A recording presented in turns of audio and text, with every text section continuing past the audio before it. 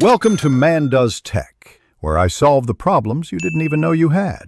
You begin by securing your data, back up to Google Drive or a USB so nothing is lost.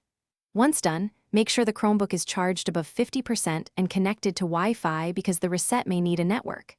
Now sign out of the current profile. Next, press Ctrl plus Alt plus Shift plus R to open the Power Wash dialog.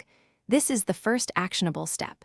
Confirm Power Wash and accept that local accounts, files, and settings will be removed.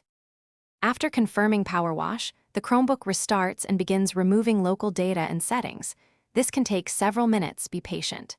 If the device reports OS corruption, create a recovery USB on another computer using the Chromebook recovery utility, follow on-screen steps, and reinsert the USB to reinstall. Once the system boots, proceed through the initial setup prompts. Make sure to check and handle enterprise enrollment. If enrolled, contact your administrator before reset to avoid re-enrollment blocks. Finish by walking through the out-of-box setup.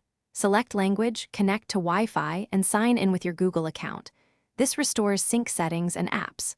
Once logged in, restore files from Google Drive or your external USB and enable two-step verification to secure the device.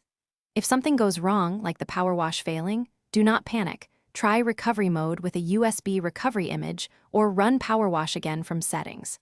If issues persist, reboot and retry, because most problems clear after a proper recovery. Thanks for watching. If you found this helpful, don't forget to like and subscribe.